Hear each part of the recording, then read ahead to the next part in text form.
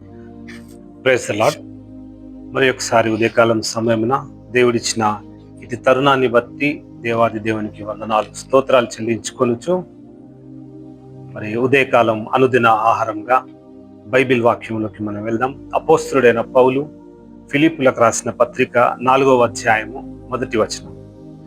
కావున నేను అపేక్షించు నా ప్రియ సహోదరులారా, నా ఆనందమును నా కిరీటంనైనున్న నా ప్రియులారా, ఇట్లి ప్రభువునందు స్థిరులై ఉండుడి.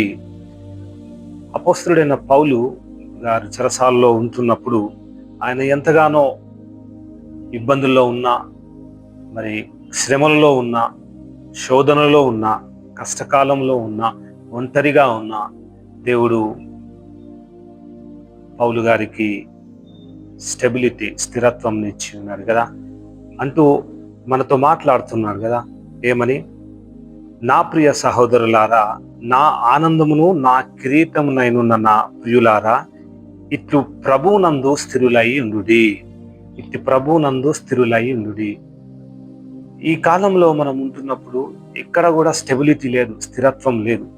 మనతో మన మిత్రులైనా, మన ఇంటి వారైనా, మన ఆఫీస్లో పనిచేస్తున్న వారైనా, మరి ఆయా కన్స్ట్రక్షన్ ఫీల్డ్లో ఉన్నవారైనా, బిజినెస్ వారైనా ఒక మాట అంటారు కానీ సాయంత్రం కాగానే ఆ మాట మీద నిలకడ ఉండదు కదా.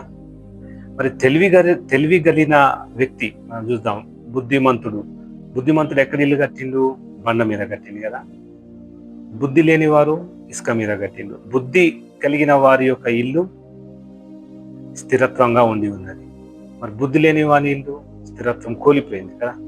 అంటే ఈ కష్టకాలంలో కూడా మనము దేవుని యందు మనము స్టెబిలిటీ అయి ఉన్నట్లయితే, స్థిరత్వమును కలిగి మనము ఆయన యందు మనము ఆనుకొని ఉన్నట్లయితే దేవుడు మనల్ని శోధనల నుంచి కాపాడుతాడు. తుఫాన్ వచ్చినా కూడా ఆ ఇల్లు పడిపోలేదు. ఎంత తుఫాన్ వచ్చినా, ఎంత శోధన వచ్చినా, ఎంత కష్టం వచ్చినా, చూడండి, దానియేలు సింహపు బోన్లో వేసేసినప్పుడు జీవం కలిగిన దేవుణ్ణి ఆరాధిస్తున్న క్రమీప ఆ రాజు వెంటనే ఆర్డర్స్ పాస్ చేసేసారు కదా. సింహపు బోన్లో దానియేలుని ఏమని. దానియేలు వెళ్ళిండు, కానీ లోపట ఎంత సాతానుగాడి శోధనలో పెట్టినా కూడా పడిపోలేదు. స్థిరత్వం, దేవుని యందు ప్రార్థన చేత దేవుని నమ్మకంగా స్థిరత్వంగా ఉన్నప్పుడు సింహాల నోర్లను మూసింది దేవుడు కదా. మనము పూజిస్తున్నది సజీవుడైన దేవుడు.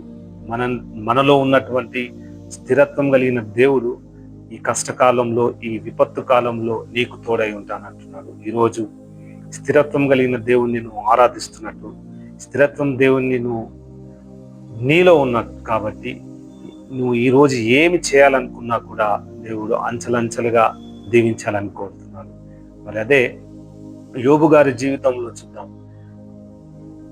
యోబు గారి జీవితంలో మనం చూసినట్లయితే ఉన్నయన్నీ, వాళ్ళ కొడుకుల విషయంలో కావచ్చు, ఆస్తి విషయంలో కావచ్చు, అన్ని కోల్పోయి ఉన్నాడు. కట్టుకున్న భార్య సైతం ఎందుకు ఈ దేవుని నమ్ముకుంటావు అన్నప్పటికీ కూడా ఆయన నమ్మకము, ఆయన స్థిరత్వం కోల్పోలేదు దేవుని అని. కాబట్టి ఎన్నైతే కోల్పోయిందో మూడంతలుగా దేవుడు యోబు గారికి దయచేసి ఉన్నాడు.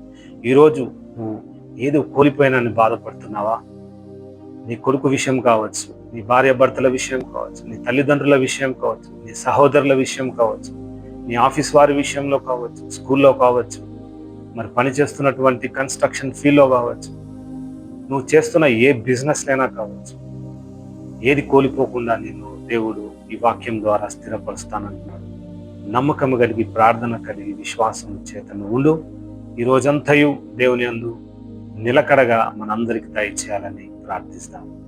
స్తోత్రము నాయన ప్రభువా, యేసయ్యా నీకే స్తోత్రములు. పౌలు గారికి ఇచ్చినటువంటి దర్శనాన్ని బట్టి మేము ప్రార్థిస్తున్నాం. నాయన ప్రభువా, స్థిరులై ఉండుడి అని అంటున్నావు. యేసయ్యా, శోధనలో, కష్టకాలములలో, శ్రమలలో ఒంటరిగా మేము ఉంటున్నప్పుడు అయా, కావున నేను అపేక్షించు ఆశగొనిన నా దేవుడు నాతోటి ఉన్నాడు. అయా, కోరిక కలిగిన దేవుడు నాతోటి ఉన్నాడు.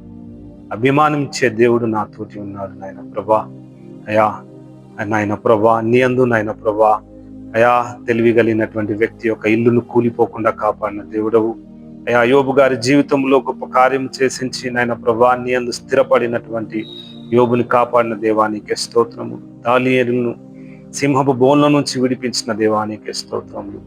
అయా మా కష్టకాలములలో, శోధనలో, అయా తుఫానుల్లో, అయా శ్రమలలో ఒంటరిగా ఉంటున్నప్పుడు మీరే మాకు తోడైండుమని ఈ రోజంతయు నాయన ప్రభా అయా మీరే మమ్మల్ని నడిపించమని, కోల్పోయిన అన్నిటినీ తిరిగి తీసుకొచ్చేటప్పుడు నాయన నీ కృప దయచేయమని, వింటున్నటువంటి హృదయాలలో నూతనమైన కార్యములు జరిపించమని నజరేయుడైన నమ్మదగిన యేసు నామమున వేడుకొంచున్నాము తండ్రి. ఆమేన్. Praise the lord.